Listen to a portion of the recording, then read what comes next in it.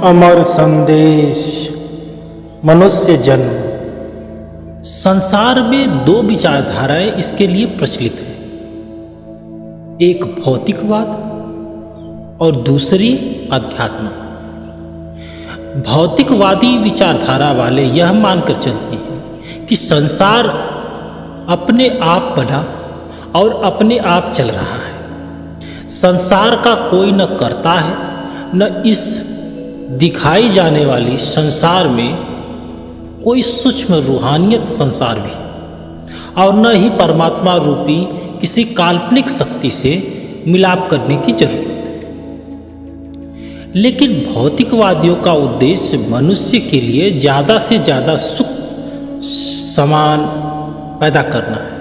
वे कहते हैं कि संसार में गरीबी, अशिक्षा, बीमारी, बेरोजगारी, अन्याय, असमानता को दूर करना चाहिए और मनुष्य के शरीर शैक्षणिक, कलात्मक, सदाचारिक विकास की ओर अधिक से अधिक ध्यान देना चाहिए।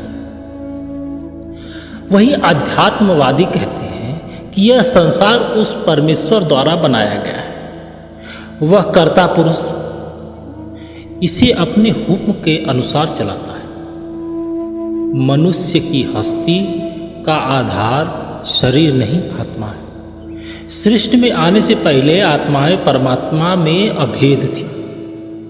जिस परमात्मा ने जगत की रचना की है, उसने हमें हुक्म से अपने आत्माओं को जगत में भेजा है। यह संसार अधूरा है, आरजी और नाशवान।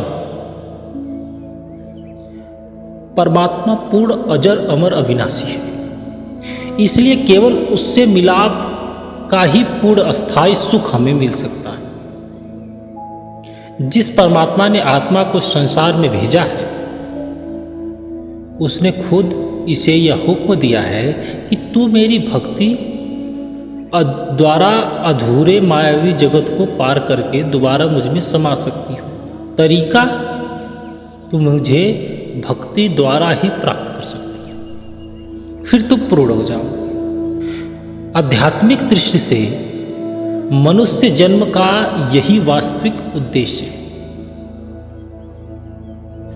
अध्यात्मवाद विचारधारा का प्रचार करने वाले संत महात्मा हमेशा समझाते हैं कि जब तक आत्मा अपने कर्ता की ओर से सौंपे गए मूल कार्य, फर्ज या धर्म को पूरा नहीं करती, इसका संसार में आने का उद्देश्य कभी पूरा नहीं हो सकता। इसलिए सभी संत महात्माओं ने बार बार यह ध्यान जीवों को दिलाया, उनके उद्देश्यों को पूरा करने के लिए उनको बार बार बताया कि संत महात्मा हमेशा ये बताते रहे कि सांसारिक सुखों के विरोधी बनो, और लोग उन्हें विरोधी समझते रहे। इंद्रियों के भोग आंतरिक सूक्ष्म रूहानी आनंद की जगह नहीं ले सकते, ये सत्यता है। मन इंद्रियों के स्तर पर नाम की भक्ति और परमात्मा के मिलाप से मिलने वाले आनंद का अनुमान लगा पाना उसके लिए असंभव है। कबीर साहब ने लिखा कि गुरु सेवा ते भगत कमाई, तब इस मानस देही पाही, इस देही कऊ सिमरन देही, जो देही भजु हरि की सेव। देवता भी मानव जन्म के लिए तरसते, क्योंकि प्रभु भक्ति का मात्र यही एक द्वार है। प्रभु को प्राप्त करने का मात्र मानव जन्म ही एक द्वार है। संत महात्मा ने मनुष्य शरीर को नर नारायण देह, असरफुल मखलूकात और दृष्टि का सरताज कहा है। खाने, पीने, सोने और संतान पैदा करने का कार्य तो पशु पक्षी भी करते हैं। मनुष्य की बड़ाई इंद्रियों के भोगों और सांसारिक सुखों को इकट्ठा करने में नहीं है। उसकी बड़ाई विद्या, कला, विज्ञान और चिंतन आदि में उन्नति करना ये भी नहीं है। उसकी असल बड़ाई अपने अंदर रखी उस शक्ति को जागृत करना और उस अभेद को भेद कर उसमें विकास कर लेना है।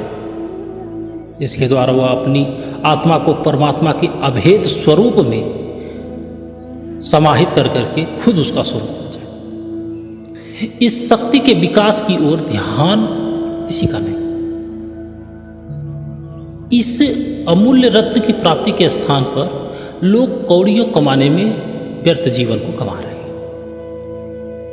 संसार कर्मभूमि है। हर जीव अपने कर्म के कारण 84 में कभी न कभी आता है और यहाँ इस चक्कर में रह करके यह समय अमूलक गंवा कर चला जाता है। चक्र को तोड़कर परमात्मा से मिलाप करना मनुष्य का मूल उद्देश्य था, जो मनुष्य भूल चुका है। महात्मा समझाते हैं कि जिस तरह परमात्मा ने संसार में आने के लिए कर्मों का विधान बताया, जो कर्म यहां करेंगे जाने के बाद इन कर्मों का लेखा जोखा फिर से होगा, आपको 84 योनियों में फिर भेजा जाए। प्रभु भक्ति द्वारा प्रभु को प्राप्त करना यह मनुष्य की ताकत है। मनुष्य को इस ताकत को समझना चाहिए।